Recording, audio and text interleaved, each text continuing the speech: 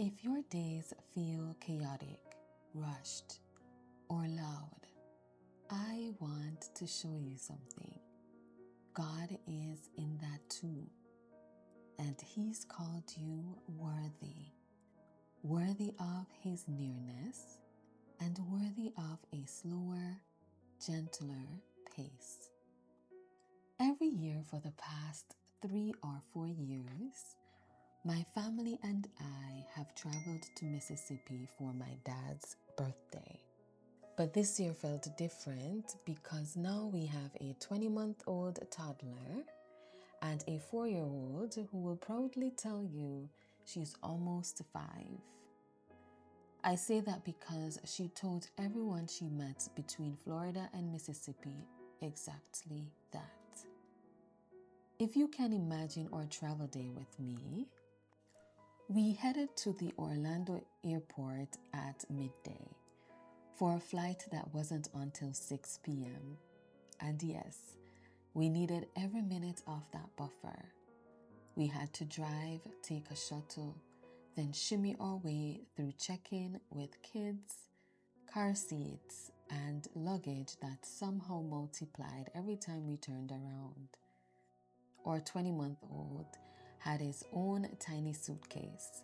He was enjoying himself, doing exactly what his sister was doing, except not walking in the direction we needed him to go, stopping every few steps to confirm every word he had in his vocabulary.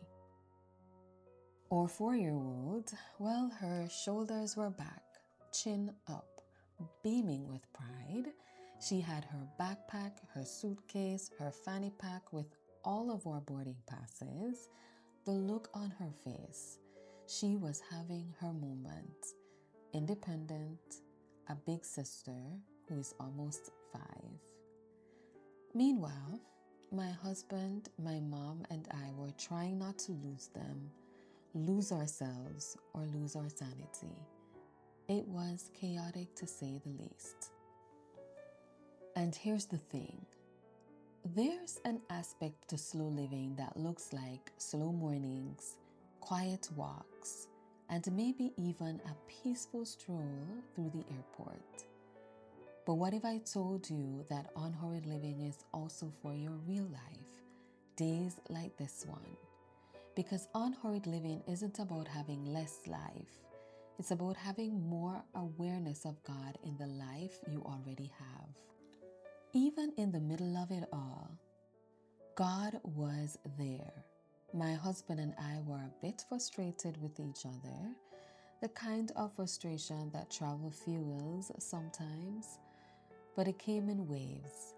Because in between the chaos, we held hands, I got forehead kisses, and he looked at me like he was seeing me again for the first time after 10 years of marriage and 2 children.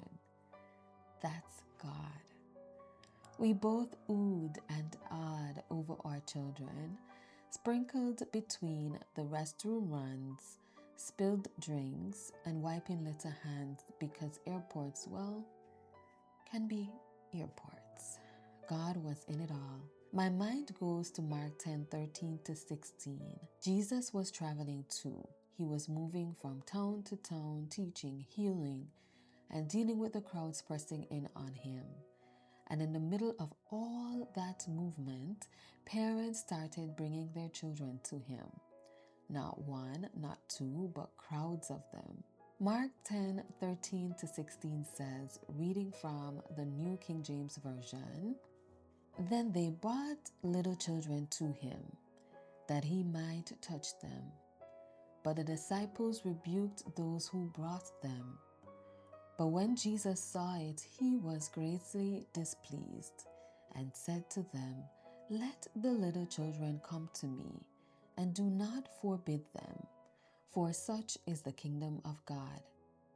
Assuredly, I say to you, whoever does not receive the kingdom of God as a little child will by no means enter it.'" Verse 16, "And he took them up in his arms, laid his hands on them, and blessed them." Imagine it. Crying babies, toddlers running, kids tugging on robes, parents saying, "Look, it's Jesus. Let's go to him." Dust and noise and movement everywhere. And Jesus stops. He slows down.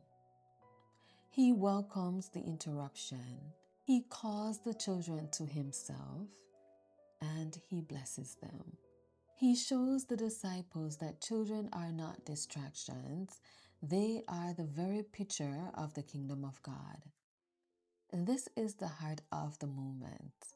Jesus is unhurried in the middle of chaos, not because the moment is peaceful, but because of who he is, the one who holds all things together. And then there was a moment from our trip that I never want to forget. We finally made it onto the plane, one of those with 3 seats on one side and 2 on the other. We were all in the same row, but my mom was across the aisle.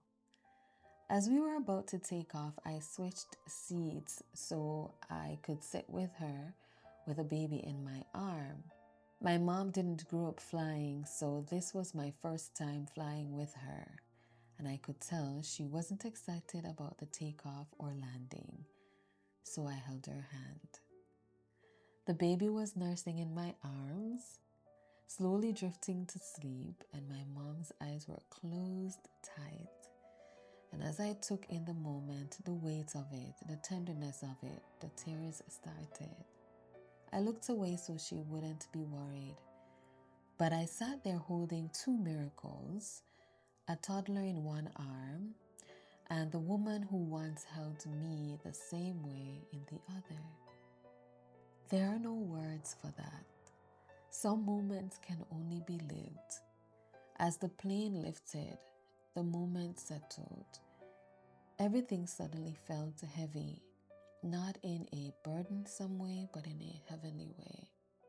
The presence of God was moving, and in that weight, I could feel his hand, almost like he was whispering as we rose through the clouds, "I have graced you and strengthened you for this moment.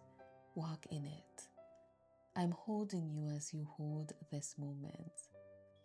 And what Jesus did for me in that moment is the same thing he did for those parents and children in Mark 10:13-16. And it's the same thing he's doing for you right now. He welcomed the interruption. He steps into what feels like chaos. He made space for the small ones. He slowed down for the moment everyone else tried to push past. Today, I am reminding myself that unhurried living doesn't mean doing less life. It means doing life with more of God in it. More awareness, more presence, more of me, doing what he actually asked me to do. Because yes, there is still planning, there is still scheduling, there is still intentionality. There are still meals I have to prepare, places to be, people to care for, and responsibilities that matter. But living unhurried means I'm moving through all of it with God at the center, not hurry. It means choosing only the assignments he's placed on my plate, not the ones comparison tries to hand to me. It means learning to walk with him in the life I actually have, not the life I imagine I should have. And that's why your real life, the one that you're living right now, is holy ground. Not because it's quiet, not because it's perfectly planned, but because God is in it, right here, right now, in the middle of your actual life. So look at what you're holding. Look at the people God has entrusted to you. Look at the moments that feel ordinary but are actually invitations to notice him. Your airport moment, your carpool moment, your grocery store moment, your "we're running late again" moment. These aren't interruptions to your spiritual life. They are your spiritual life. This is the Unhurried Way, a rhythm of intentional living where your heart, your mind, and even your body learn to move at a pace of grace. It's a posture, a way of being, shaped not by hurry but by abiding in the presence of God.